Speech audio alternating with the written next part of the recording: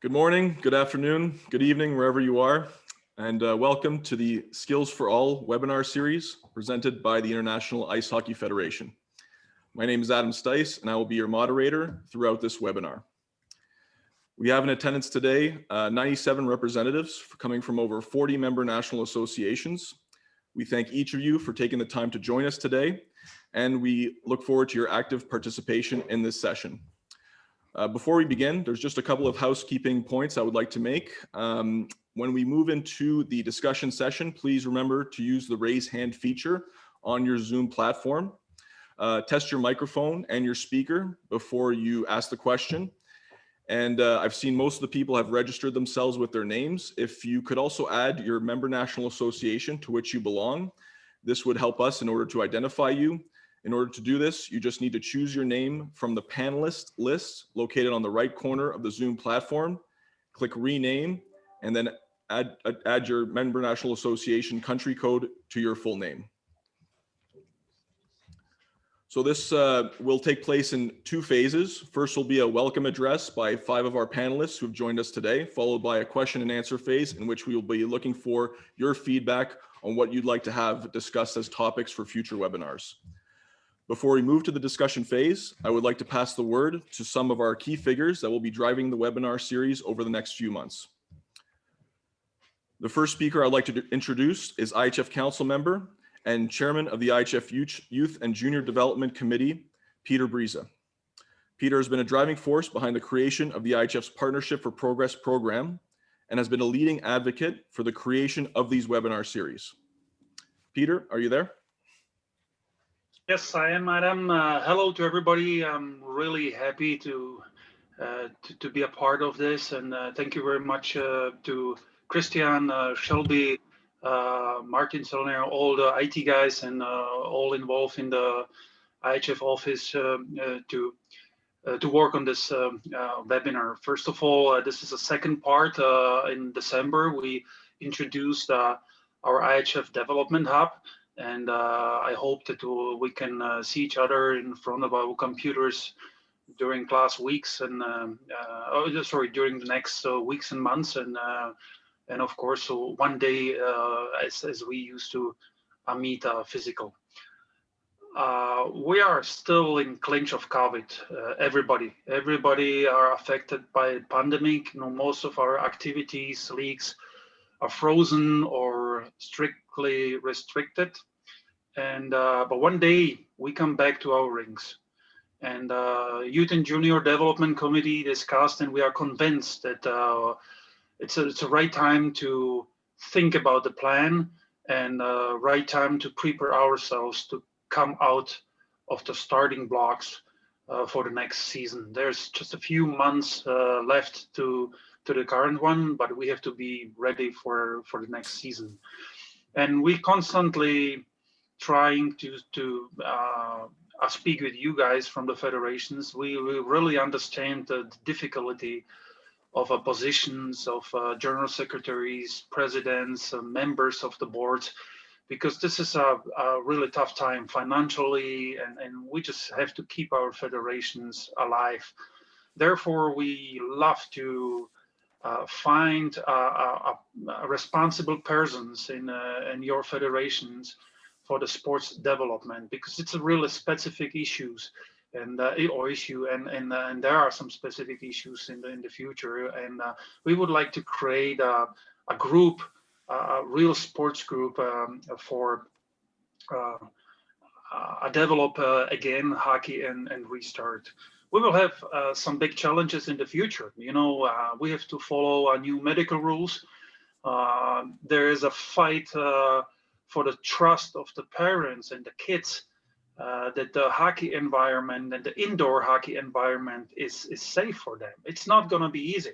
We will compete with the other sports, and I believe that we must have a plan, each of us. And without plan, you know, we can work hard, but it's quite hard, tough to keep the continuity. I would like to give you one little example of the Czech Federation, what we were thinking during the years about recruitment.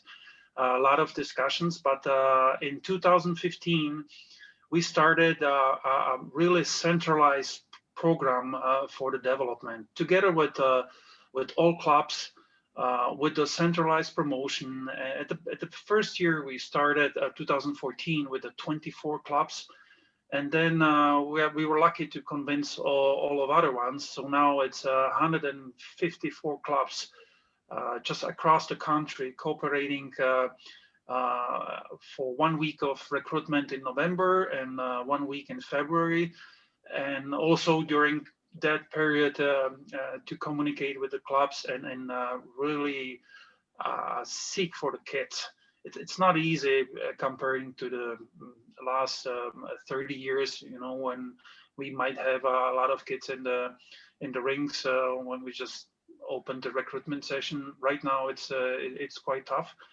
And as you can see, as a numbers, we had some steps with a number of the new licenses. We had some very positive steps in creating more clubs and giving more kids the chance to play hockey in more cities. And but it took really a lot of work. And now we are concerned about next year. What's going to be the number? And we got hit in the face, everybody in all countries, by COVID. And this is a great challenge but great opportunity. And I come to my end is that, as you know, Aku quit his job in December by IIHF.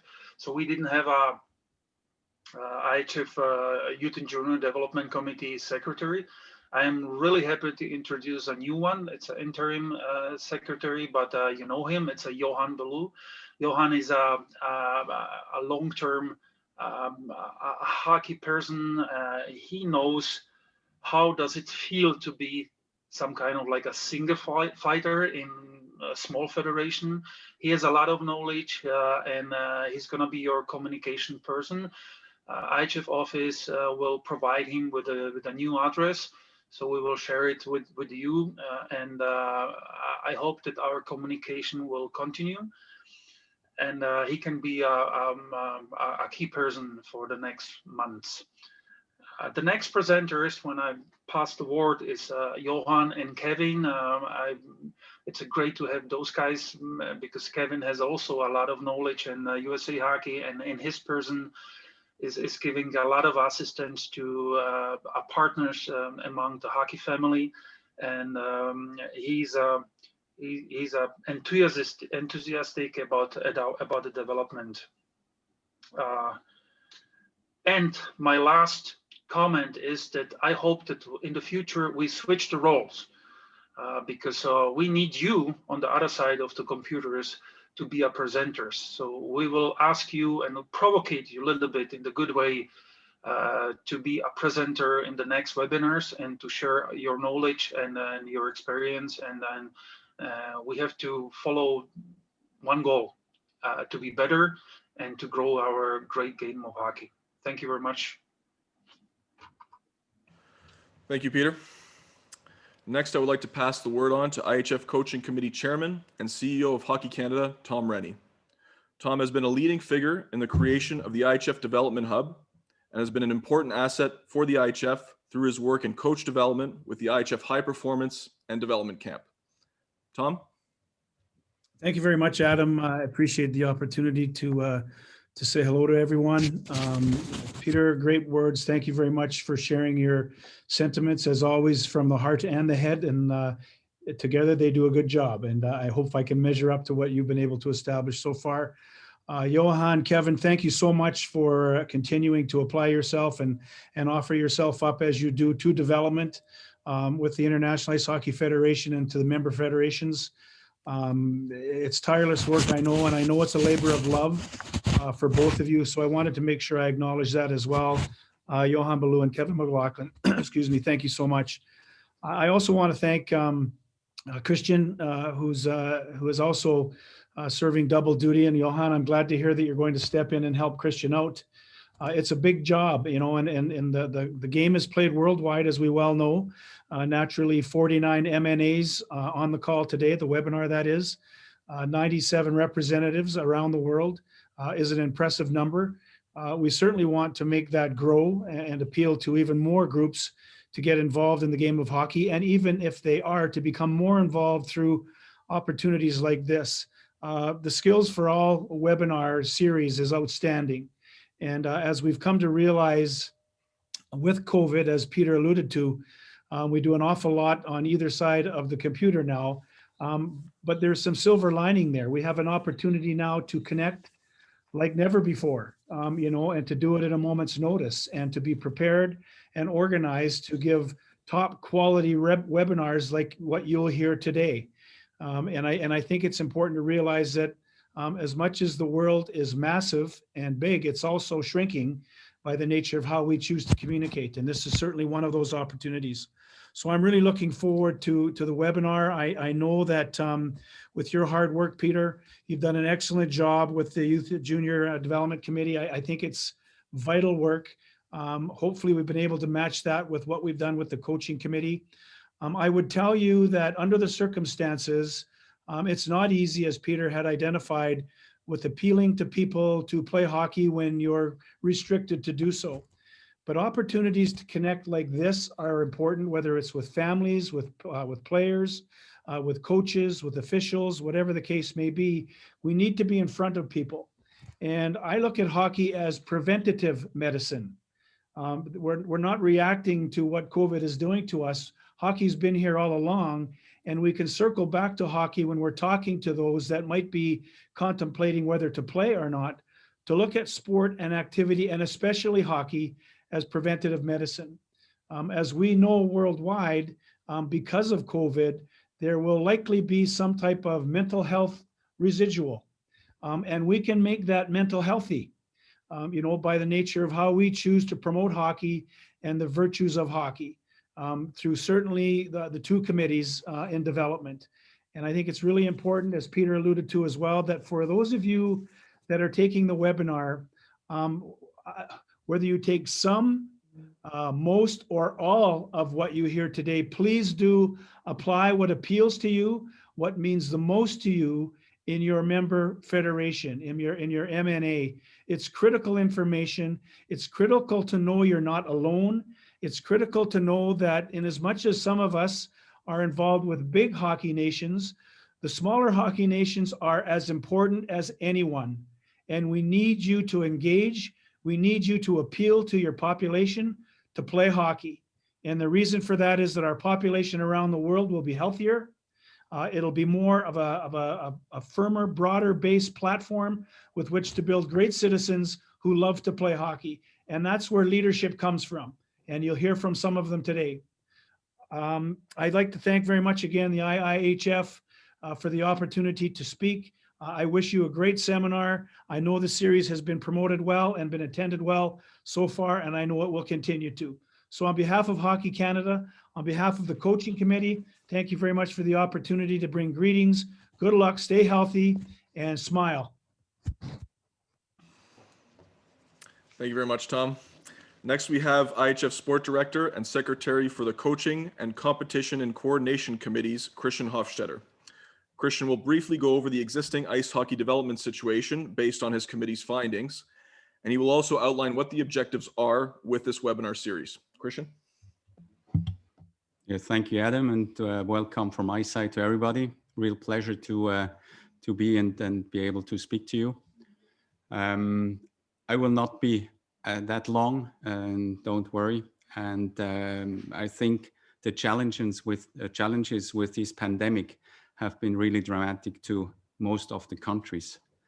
And even though the IHF had to cancel most of the championships last season and already this season, I think the various committees are working hard in the background, not only the two that have been mentioned here, but also Women's Committee, Officiating Committee, everybody else be committed to ice hockey is working hard in the background to assist you as good as possible, everybody of you in this pandemic time, but also to be ready when things start really again.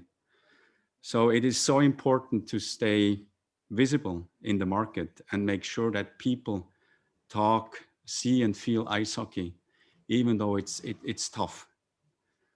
Of course, everybody has his own challenges in the various countries. And again, we will try to assist you as good as possible. But for this, we need you. We need you to tell us what you need, what your problems are, and also to share solutions with each and everyone here. If you found some good ways to basically face this pandemic problem. And the objective really of this webinar series is to assist all the M&As in these difficult times with the resources that have been created within the IIHF, being in on the development hub, the drill hub, that maybe some of you already got familiar now. Please use this. This is done for you. It's not done for us here in the office. We try to make this better every day. But again, we need you to tell us what you guys need.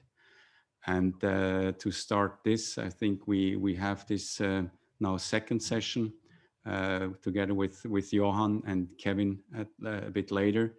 And with this said, again, let's stay visible. I think this is the most important thing. And as Tom mentioned, we need to get our kids still be involved, let them be on the ice. And together, I think we can achieve this goal. Thank you. Thank you, Christian. Next, I would like to pass the word on to Johan Bolu, the Interim Secretary for the Youth and Junior Development Committee. Johan will outline the committee's plans to use these webinars to help M&As grow their sport during and post COVID-19. Johan? Okay, thank you, Adam. It's a great pleasure to be here. Hello, everybody. It's good to see so many development people that we know. There is a lot of LTP developers, which is exactly the crowds that we are targeting, because this is the people that can make the difference in the field of development. To start, I would like to point out how IIHF was delivering their programs. And a couple of years ago, let's say, IIHF was just sending IIHF mentors to run the programs in the M&As. And in a lot of cases, as soon as the mentors were gone, the program was gone. So we changed the philosophy in developing instructors in a way that we could help you run your own program. You had to deliver, and you were helped by IIHF developers. Within the Youth and Junior Development Committee, we were working for 1.5 years to adapt the program to today's needs. And it included blended learning. So we talked a lot about e-learning, we talked a lot about webinars, and we talked a lot about adult learning, because how are adults learning nowadays? We finalized this work at the Youth Olympics, and then we defined 2 main working areas for development. It would be growth. We need to have a recruitment program. We need to get to the ice experiences. We need to have try hockey programs. And the other one is development of players. What is your player development program? Development of coaches and development of officials. And then Corona hit us. Yes, Adam, next slide, please. So what happened there? We were forced to do things in a totally different way than we were used to. The most influence was on social contact. It forced us in a different way of communication and to use online tools and social media. It's not a bad thing, because it speeds up the process of start using those tools. We have been saying this for many, many years. Use social media. When we were talking in LTP programs, we were encouraging people to do so. And now all of a sudden, this was kind of the solution. We had to deal with challenges and restrictions to find solutions. But hey, we are in development, so we are supposed to be solution engineers. And we also have to see in this pandemic the opportunities. I have a coach in Belgium. He managed to have, in this last month, 50 new kids, because he was so smart to offer what others were not willing to offer. He found the solution. Under 12 kids were still allowed to come to the rink, and other sports stopped their activities because they thought it was so hard to organize with all these restrictions. So we have to be creative, and we have to address our creativity, not to get around the rules, but to take the opportunities. For example, as Steve did, organizing skating class for under 12, and it would be good to share that kind of ideas, because I'm sure that in your country, same initiatives are going on, and it would be good to share those opportunities and those ideas with the different M&As. We have to create our community to social media in an effort to stay in contact with our group. It's very hard to communicate, but now all of a sudden, it is important to have this community, because we have to be top of mind.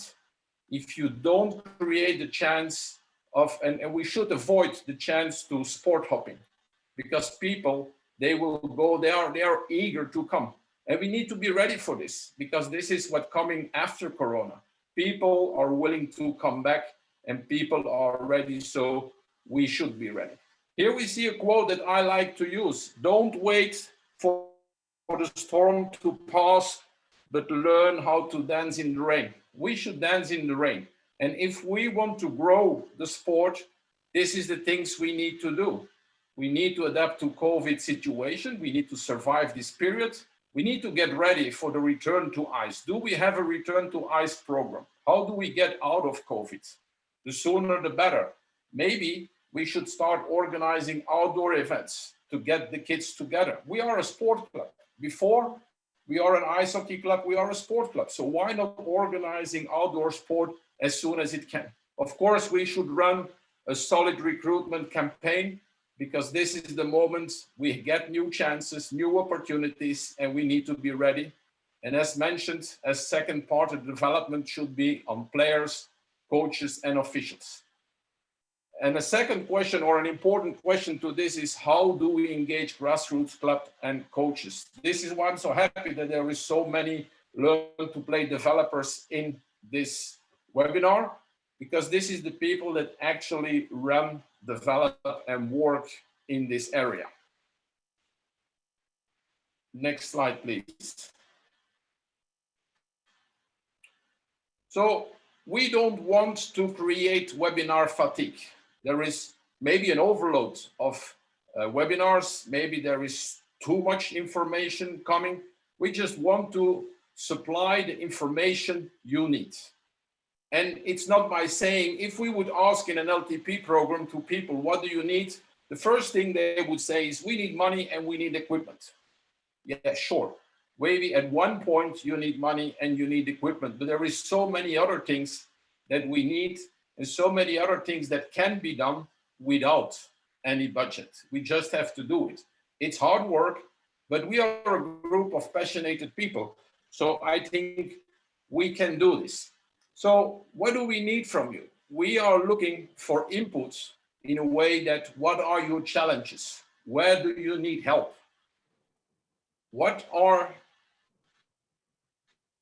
Who are your development people? Because, and this is so good that for now, it's not just general secretaries of M&A attending this webinar. It's the people who actually are responsible in the delivery of their development program.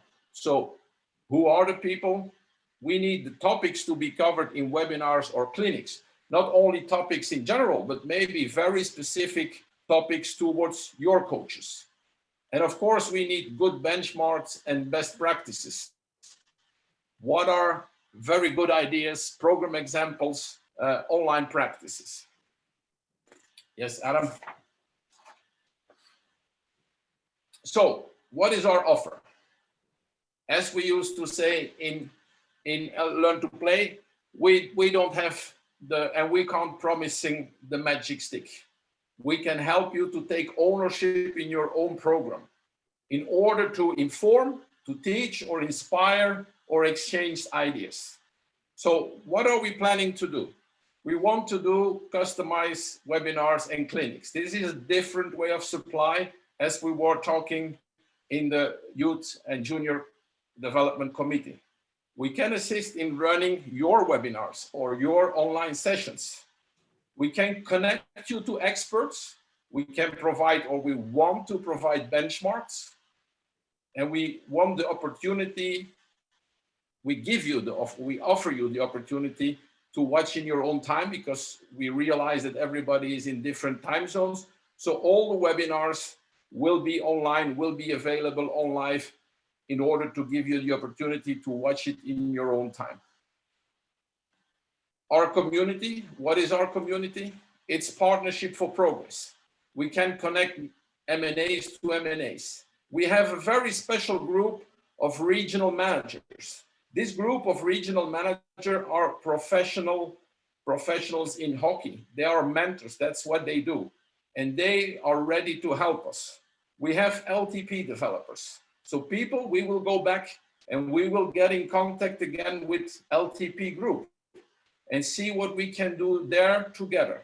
We have the IIHF coach developers. We have the development committee, and of course we have the office. What's for sure, we have a big group of passionate people ready to help. So there is just one thing to do, time to dance. Thank you, Adam. Thank you very much, Johan. And last but not least, we have Kevin McLaughlin, Acting Expert Consultant for the IIHF Youth and Junior Development Committee. Kevin will elaborate on some of Johan's points and outline more in detail the IIHF's webinar concept. Kevin? Thank you, Adam. And first off, I'd like to say thank you to Christian and Shelby, also Peter Briza, for your leadership and organization of this webinar. As has been mentioned by every speaker so far, obviously we're in a pandemic. It's challenging. However, I like to say that out of every adversity comes an opportunity. That's a quote from one of our founding fathers of the United States, Ben Franklin.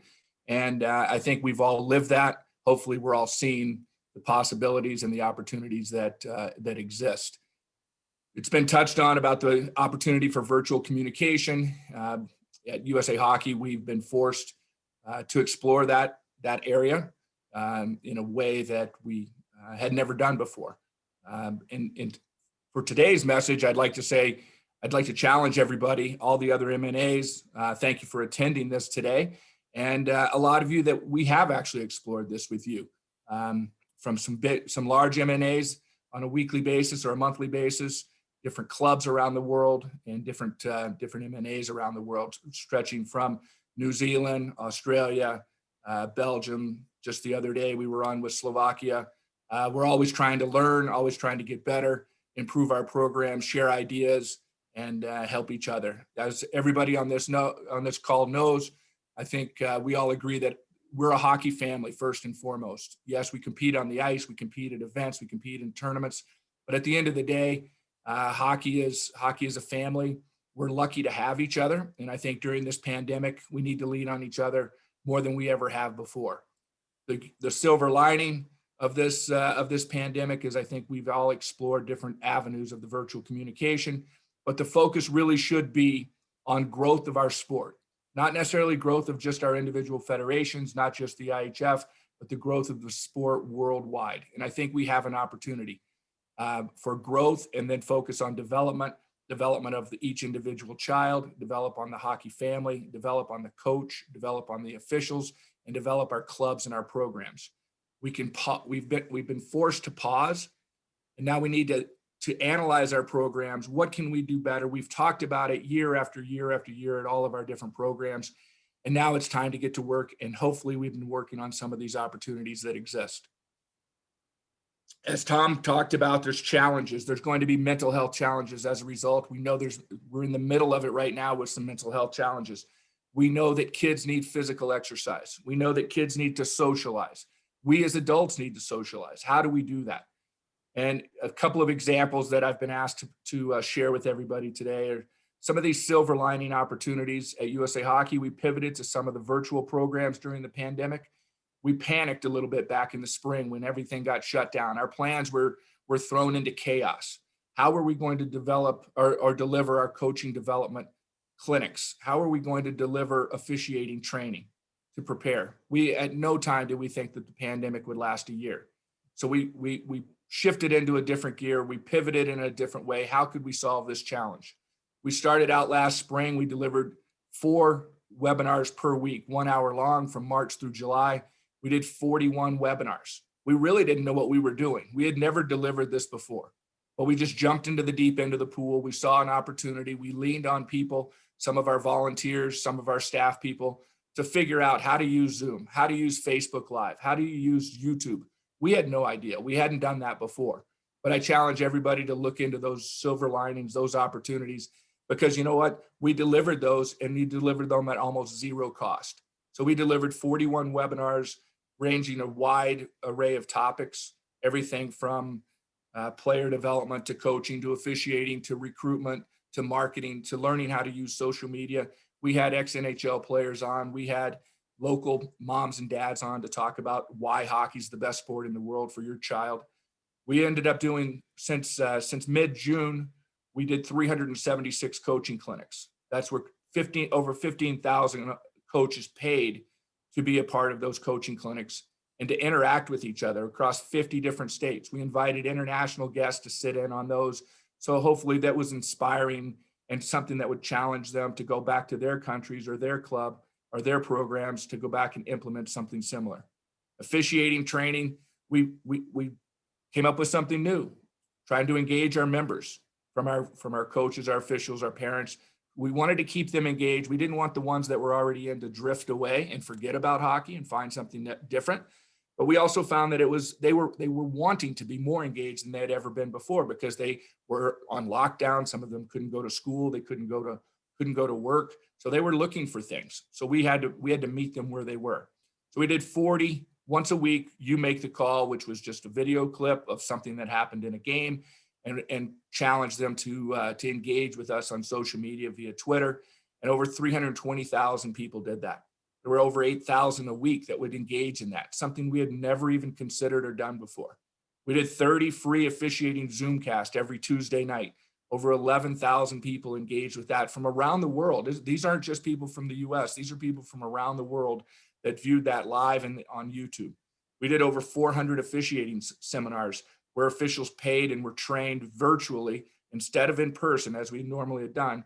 And we found Zoom to be extremely interactive. We would go into breakout rooms. We would do polling. We would do different conversations, different interactive activities. We found this, as many speakers before me today have mentioned, actually it's a silver lining. You can be more engaged, which was hard for us to believe, than even an in-person clinic or an in-person training session.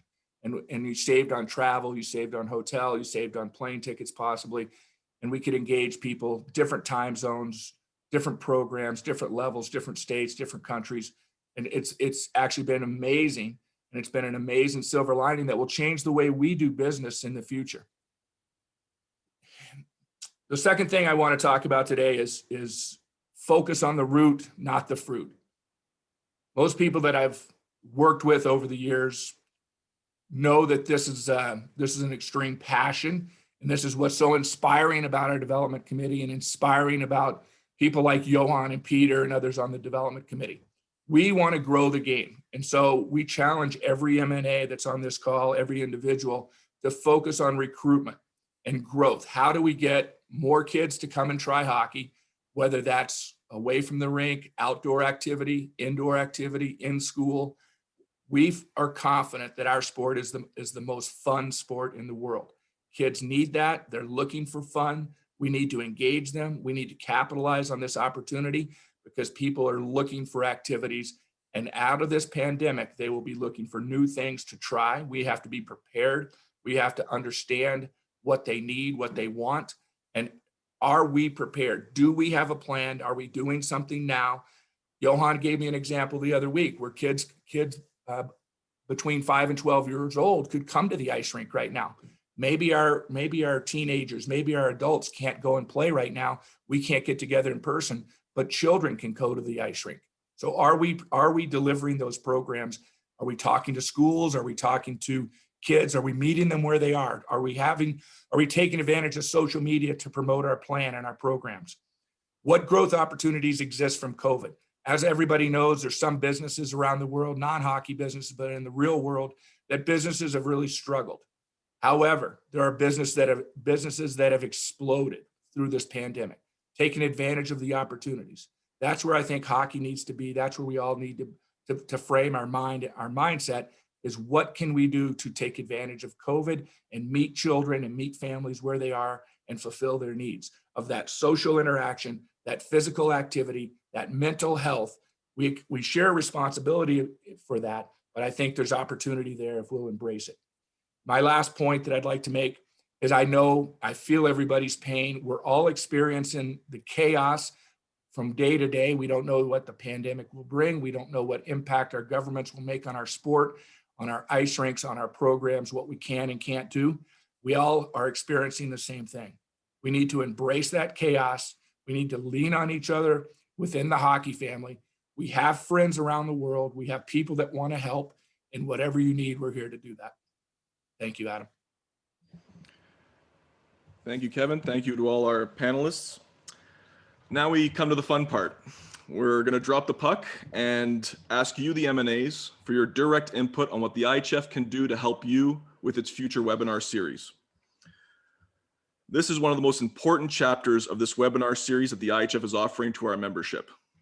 Because before we start building the topics for these webinars that will take place over the next few months, we will be needing feedback from our members about the biggest issues and challenges that you're facing at the moment. By talking to you all first, we can then use your feedback to build up a webinar series that will address these concerns directly, whether it's development, social media, women's hockey, men's hockey, ice making, whatever you want to talk about, we want to hear from you. Thanks to your feedback, the IIHF will then be able to use its resources to bring the right experts to these webinar discussions and provide consultation and advice on the problems you are facing. Therefore, we're going to close this presentation today with a question and answer discussion, whereby we'll be calling you to give your input on how these future webinars should be structured. Before I open this discussion, again, just a few housekeeping points to make here. Please use the raise hand feature on your Zoom call window in order to ask a question. Once your hand is up, I will then call you out and you can identify yourself and your member national association, after which you will be then unmuted and then can make your comments.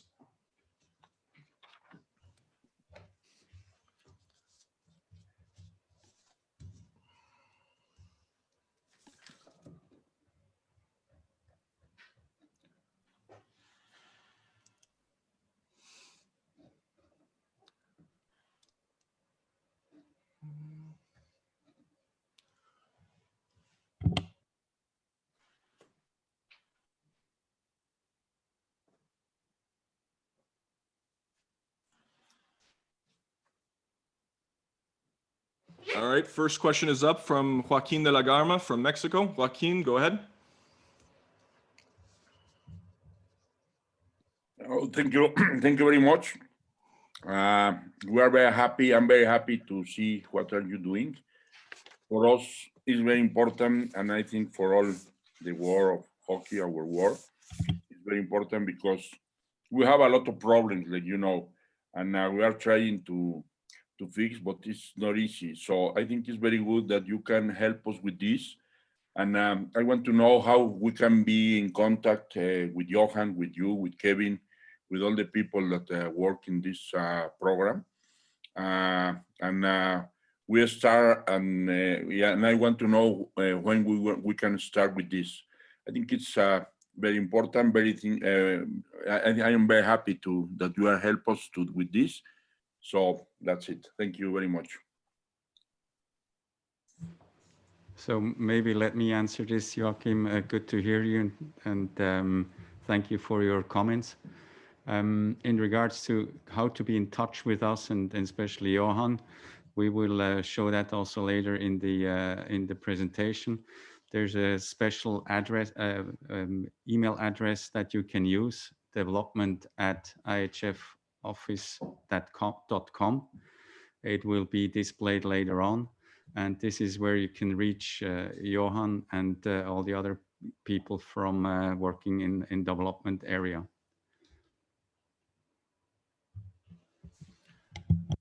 Thank you, Johan, for your question. Are there any other comments or questions coming from our membership? I see one coming up now. Christina Lopez, please go ahead.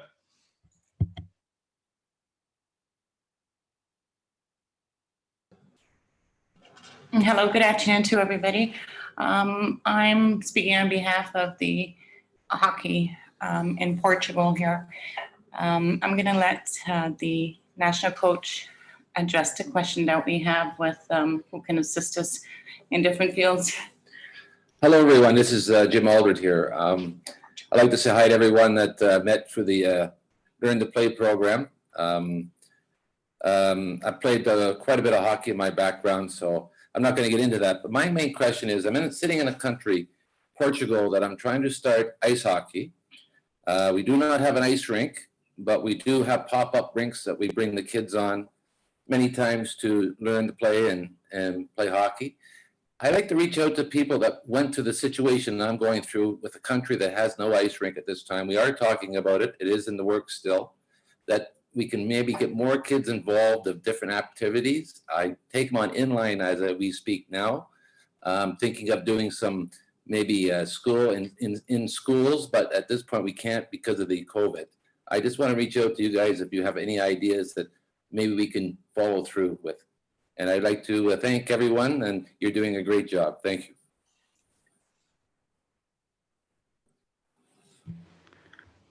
Thank you for this question, and this especially would be a topic that we could elaborate a little bit more and work on delivering solutions to you at the later stage. I don't know if Johan or Kevin want to comment on this, if you face similar problems already in other federations you were working with.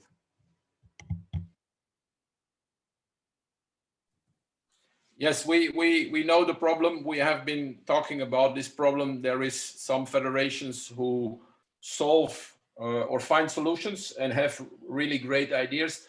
Actually, if you don't have a rink, and to me, it's my idea that at first an ice hockey club is a sport federation or a sport club. So we should offer activities, and it's all about experiences.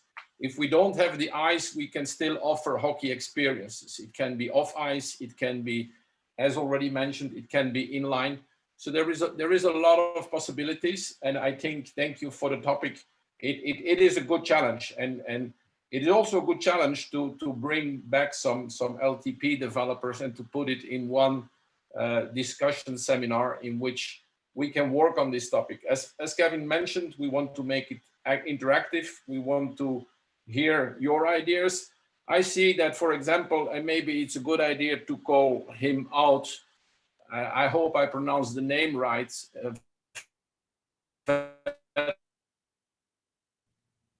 Dahlberg from Norway, because I see him on Facebook. So, for example, this week he presented a small post in which it was very easy to connect to all clubs in Norway. So this is a great example. So please, Vetle, would it be possible to give a little clarification on what you guys are doing?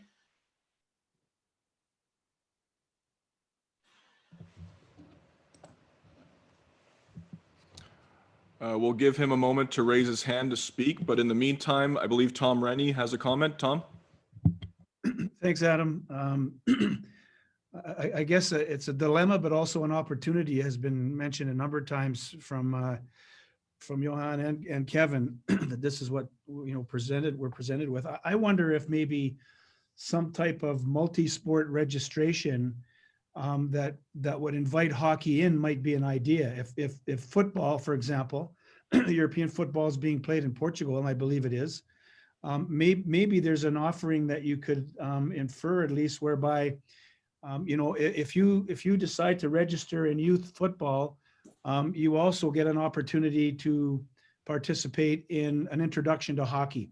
And even though it's not on the ice, it might be off ice ball hockey, whatever it is, maybe it's a soccer, hockey, whatever you want to call it, but maybe trying to marry yourself with something that's there now and popular, with hockey. And even though it's not ice hockey, it's an intro to hockey. And ball hockey is quite popular in Europe, if I'm not mistaken. And Peter, I think in Czech Republic, for example, I think ball hockey is pretty popular. And there is an opportunity for those MNAs that don't have artificial ice or an opportunity to make ice just yet, to marry it with an activity that you have there, or multiple activities. It might be it might be football, it might be handball, it might be tennis, and it might be hockey. And maybe there's maybe the season is broken up into quadrants. But I think if you can marry it with something that's already there and popular, at least people try it, and you never know. Just a suggestion outside the box. Thank you. Thank you, Tom. Appreciate the comment. Next, I will go to the next raised hand, and forgive me if I get the name wrong. Balint Fekti.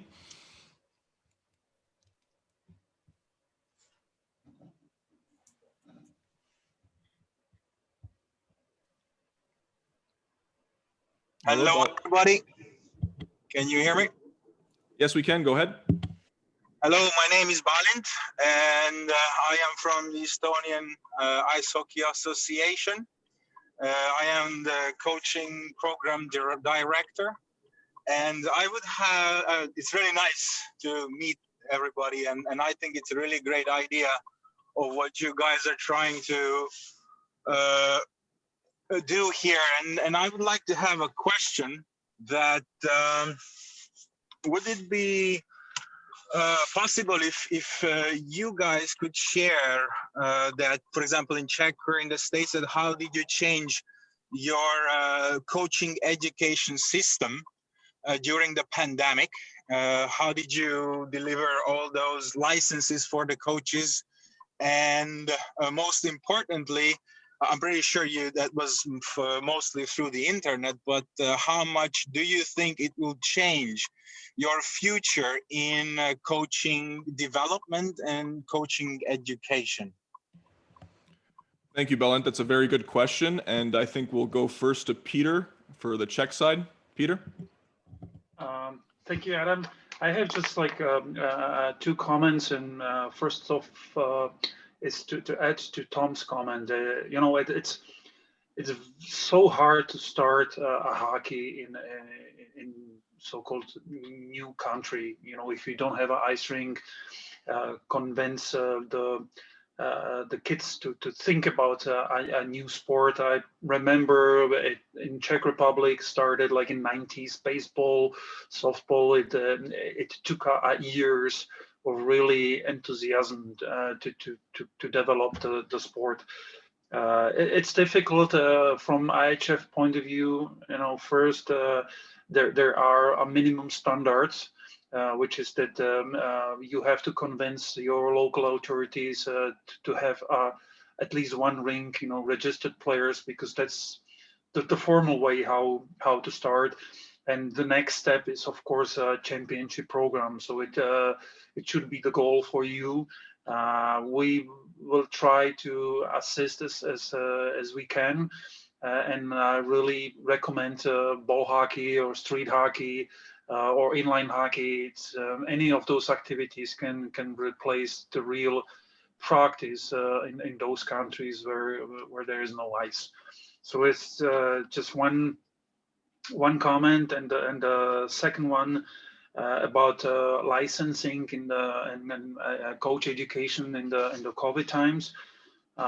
Just example, as Kevin said, each big federation has actually like own platform. In Czech Republic, we use coaches like Coach Manager platform, which is registered, and all the coaches they are online. They can share the content, footage, and that's the future for all of us. To keep the coaches virtual, because sometimes as all of us, we have been presented by many seminar sessions. Sometimes some of the coaches, they like after 30 minutes a coffee break more than the content of the presentation. But this gives a really a great opportunity to active ones to grow. So the answer is just create your online platform. Thank you. Thanks, Peter. And then for the US half of the answer, I'll go back to Kevin. Thanks, Adam. One thing I'd like to mention to the gentleman that had the question from Portugal is don't forget the IIHF has the facilities committee, and they have some resources there that they can assist you with the possibility of building a rink. We're helping right now with some people in Jamaica that are trying to build a rink. I think floorball is a great way to start. Street hockey is a great way to start. But as Johan always says, just do it to get started. And then we're always here to lean on and we can assist. Regarding the pivot in our coaching education program, traditionally in the past, we would have a coaching program scheduled someplace at a hotel, in a ballroom, in a meeting room, a conference room, or at a school or at a university. Somebody would have to pay for that room. They would have to set up projectors and sound and seating, and you'd have to arrange for coffee and lunch and all these things. And people would have to drive sometimes hours, sometimes rent a hotel room and stay overnight. So while the coaching clinic only cost $50, the actual expense to somebody missing a day's worth of work, missing maybe their team's practice or their game, away from their family, doing other things. What we did is we did this online via Zoom. We kept the classes. You had to pre-register. We had levels 1, 2, 3, and 4. You have to, as I said, pre-register. We capped it at 50 just to kind of manage and figure it out. And as I said, we had no experience with this before. And I sure wish we would have bought stock in Zoom because obviously people around the world have become very familiar with it and these virtual components. And the more we did, the more comfortable we got, and the more people used those types of virtual communications, even at work, they got more comfortable. But the feedback we received is people really enjoyed it. They enjoyed being on, being able to talk and hear from people across 50 different states, different time zones, different age groups that they coached, and hear their stories.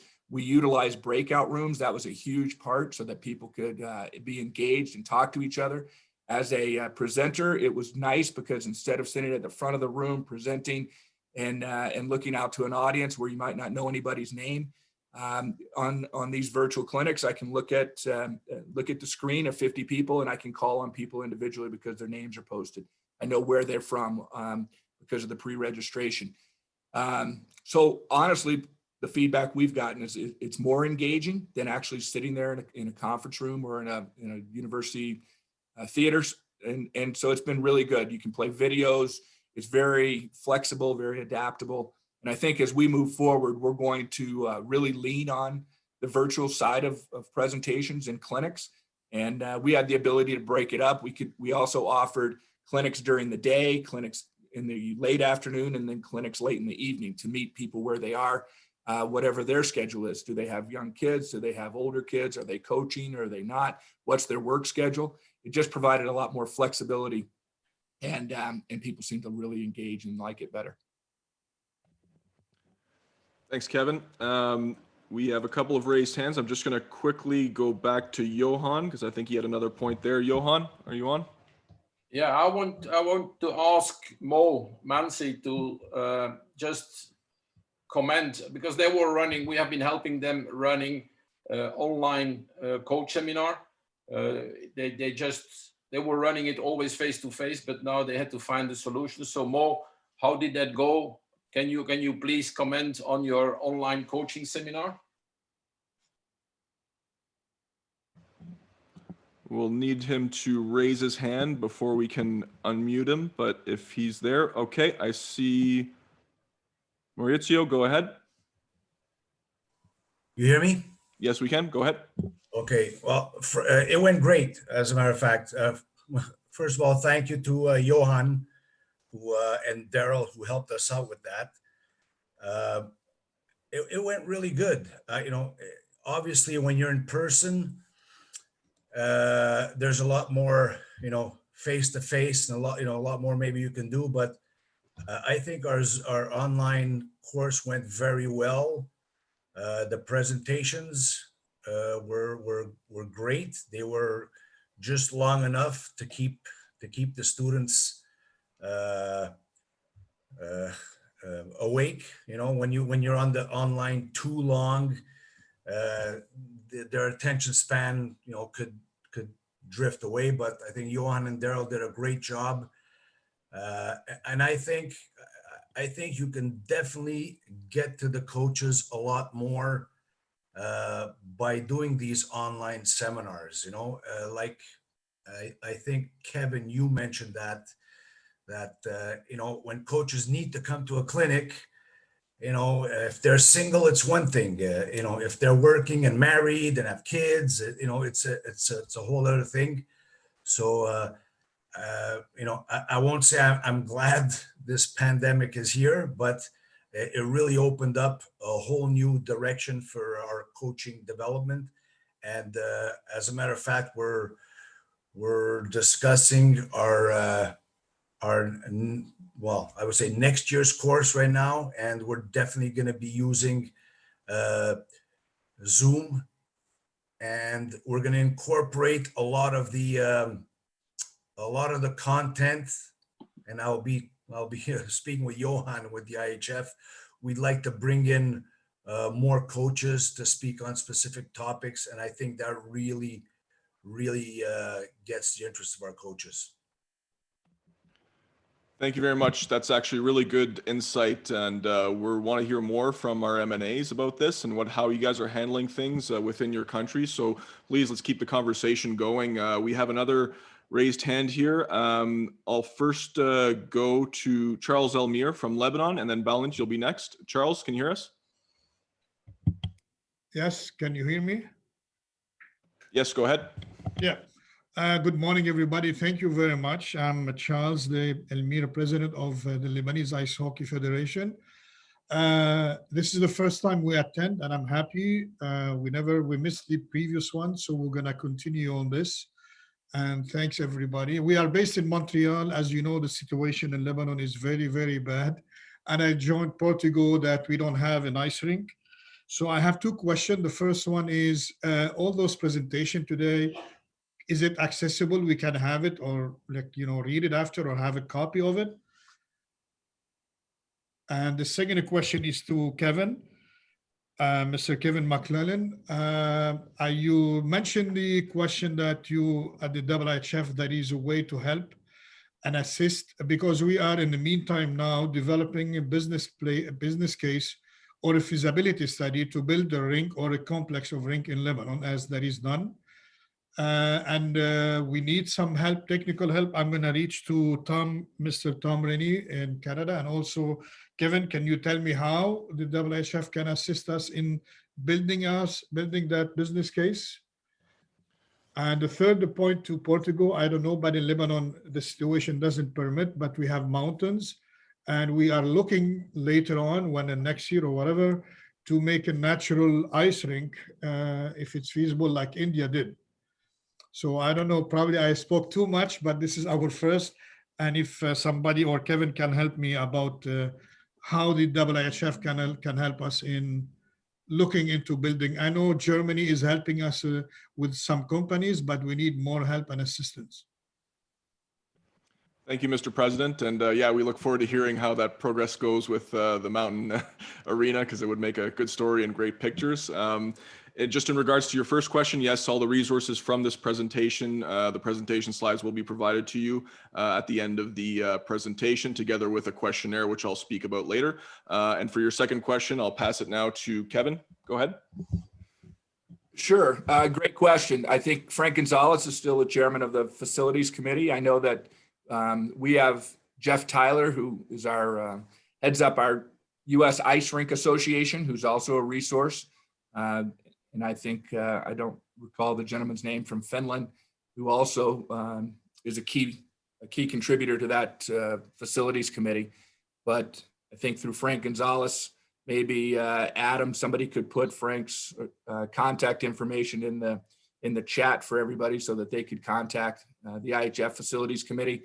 And then the U.S. Ice Rinks Association and Jeff Tyler, I'll put that contact information in. They'd be happy to help. You can reach out. They also are doing virtual clinics. A lot of those are archived on their webpage and on their YouTube page. And if you reach out, then we can connect you with those people, at least with the U.S. Ice Rink Association.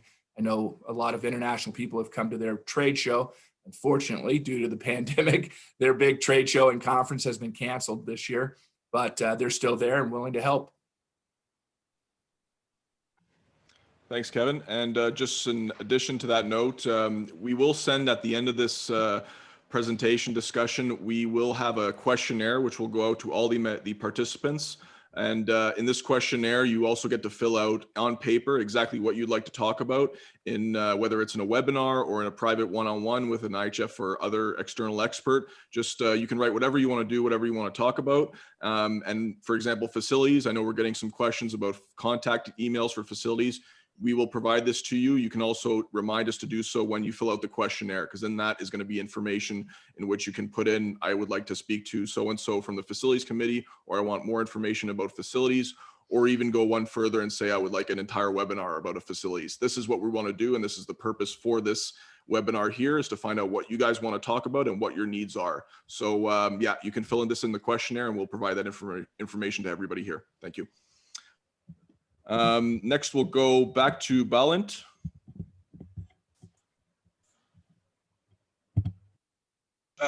Thank you, Adam. I just want to comment on the first on the insights and your input, guys, and thank you very much. I really believe also in this online education and so forth. So I think that would be really a good idea also to have one of the webinars to be on this online teaching and how to get the coaches licenses and education done, and maybe you guys can, for example, the Czech system, you guys could have an intro if it's not a state secret and so on.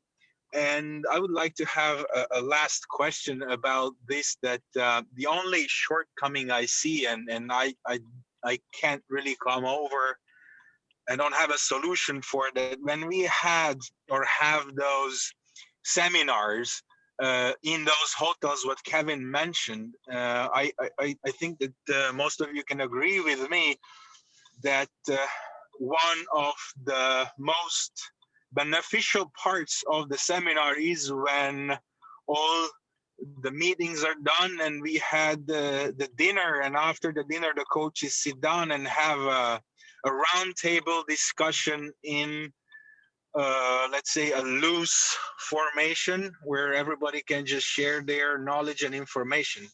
And I don't really see, and I don't really have an answer how to have that kind of experience for the coaches when we are doing these online webinars, educations, or teaching our coaches. Thank you, Balint. I will just quickly go to Johan. I think he has a hand raised. I'm not sure if it's in reference to your question, but if not, we'll come back to you. Johan?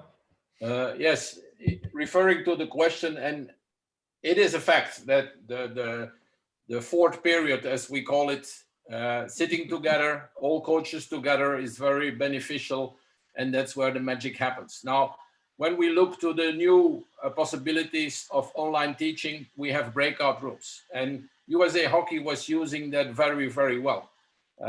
One of the comments after a small coach seminar of the participants was like, it's amazing. I've never met so many people than I met in this seminar, because we put people together in breakout rooms and they meet everybody. So what the comment was over there is that in a normal seminar, I'm there with my friends, and mainly I stay with my friends, and then, okay, then we meet a lot of people, but not everybody. And the feeling they had with the breakout rooms is that they were meeting everybody. It's not the same, I know. And we like that fourth period as said, but this is a good way to get coaches together and to make them talk to each other. So there is some solution in some way. Thank you, Johan. We got a couple more raised hands here. I see Adam, Dickie Heck, our friend. Adam, sorry. Oh, Can I add real quickly to that? yeah, go ahead, Kevin. I agree 1,000%. In person is really good, especially for the socializing and the networking and relationships, and maybe even going down different directions, maybe something than was formally covered in the presentation. What we've done in addition to the breakout rooms, and the breakout rooms really get people engaged because it's smaller groups, people feel more comfortable talking. We've also done virtual happy hours. And whether that was during the World Juniors, for instance, we would invite people to grab a beer, get together maybe 30 minutes before we watch a game together, watch a first period together, and have casual conversation, or maybe post-clinic. So the clinic officially ends, but if they would like to stay around for another half hour or so and socialize and talk and have these casual conversations, that's one way we've tried to get to that, as Johan calls it, the fourth period. Thanks, Kevin. Next, we'll go to Dickie Heck from Argentina. Hi, everybody. Just a quick comment for the guy from Portugal. In Argentina, we have a best experience with inline hockey for the simulator of the sport.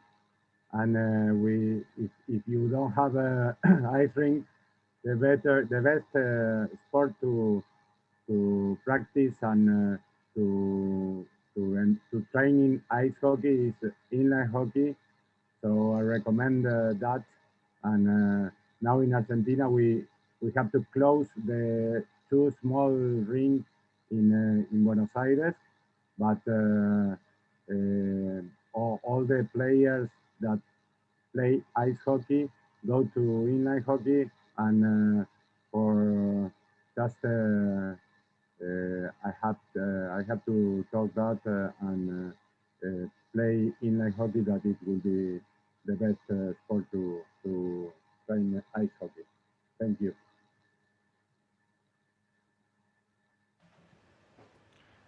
Thanks, Dickie. And just a note, if you check on the chat right now, you'll also see the link in which you can reach all the committee members and IHF committees if you want to reach directly with any of the members there to discuss any of the subject we've talked about today. Next, we'll go back to Charles from Lebanon.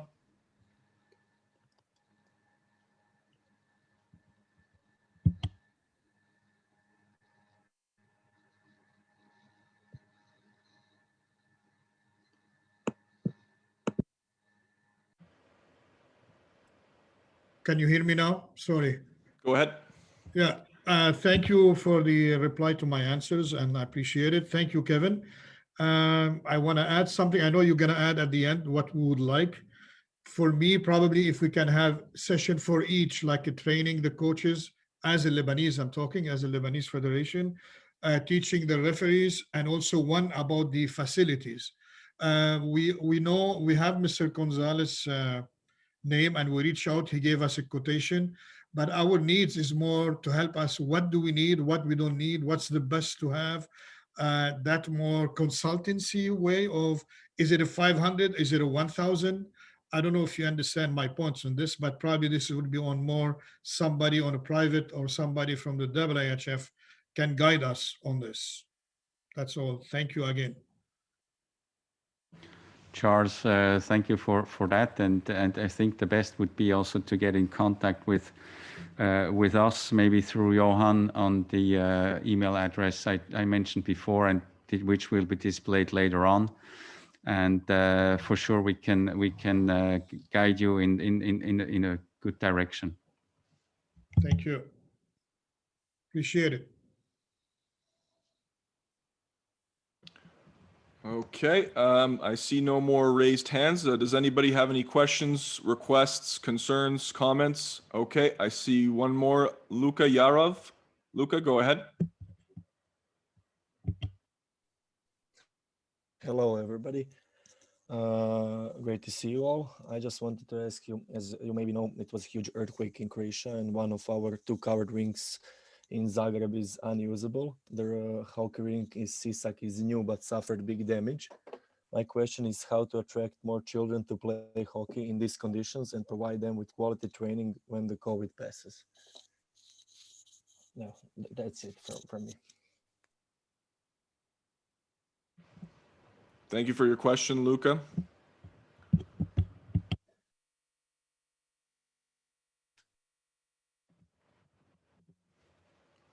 What we can do also is connect you as well to the marketing communications side. If there's anything we can do to assist on that end, as far as promotion, if you have any questions about specific recruitment, promotion, teaching kids, introducing kids to ice hockey, I would definitely urge that you please put this in your questionnaire. We will take this and then put together a webinar that will address your needs specifically. So yeah, just please give us as much information as you can. You can do that in the questionnaire, which will come to you after this call. And then we'll follow up and give you some options about what we can do to help you out.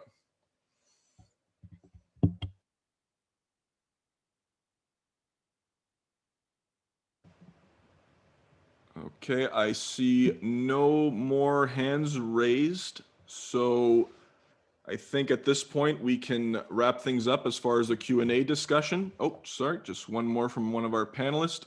Peter Briza, go ahead. No, I just wanted the last comment to this discussion is, we have started since 2016, and basically we focused on bringing the people together in region because we were hoping to get the coaches through the Partnership for Progress program and responsible development persons in the respective countries. And that's what we did, and I think it was really successful, and we grew with that. We also focused to initiate the cooperation between the neighbors through those programs, independent out of IIHF office, which also was successful. But now, and I think I just repeat those arguments, what my colleagues, they say, we have a new opportunities and challenges. And by following this discussion, and we have 50, 60 people connected, it's really like a wide range. So I guess that we have to think together with Johan that we will divide the topics on the divisions, because let's say Division 3, you guys, you have a different issues and different questions than probably, or most likely Division 1. So this what we have to do and follow for the next webinars, because if we have guys from Slovenia or Hungary, they of course have different targets and different goals as Portugal or Argentina. So for me, this is the conclusion of today, that we have to follow and divide the IIHF countries to the like divisions quality. Thank you. Thank you, Peter. That's a very good point, and we'll make sure to put that in our notes. Okay, if there are no more raised hands, then we hope that you're able to take advantage of this opening of the webinar series, and that we thank you very much for your input. This is very important for us and something we needed to help build up our webinar series topics. It doesn't end here. In the event that you or your staff in your federation want to have any additional input, like I said, we will distribute a questionnaire together with all participants that are on this call, as well as all other M&As. The questionnaire will be given to you. You have about until the end of next week to fill it out. At this point, you can talk about any subjects you like. You'll be asked a few, simple question and answer questions, but there's also going to be some forms in which you can fill out in separate fields, specifically your topics and your issues that you want to discuss. So please fill it out and send it back to us by the end of next week. In order to sweeten the deal, we're going to send out a newly designed IIHF Development Hub hoodie to one of the M&As that submits their questionnaire. We would ask that you take some time to properly fill this questionnaire out and answer all the questions in full before sending it back to us by the end of next week. Now, this discussion we just had and the questionnaire, these aren't the only ways that we can make your voices heard. I'd like to remind all M&As that if you do not want to address your specific topics in a general webinar format, the IIHF is open and willing to engage with individual M&As and set up one-to-one discussions and address problems or issues or challenges specific to your member national association. Whatever these topics are, whatever you wish to talk about, we want to hear from it and we want to engage with you about it.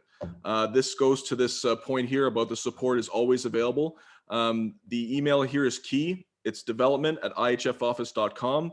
This will put you directly in contact with Johan, who will then connect your request with whoever is the relevant person within the IIHF. From there, we can connect you within the IIHF to our external experts that can assist as well. But we need to hear from you. If you guys don't come back to us with any comments, then we can't help you. So we really encourage, whether it's through general webinars, through email, through the questionnaire, let us know what challenges you're facing and how we can help. So yeah, I think that wraps it up for today. On behalf of the IIHF and all the speakers today, I would like to thank you for your participation again, and I look forward to building a webinar series together with you. I think with all the feedback we've received and the fact that we can keep communication going on, we can all together get ready to hit the ice as soon as we can. So thank you very much and have a nice day.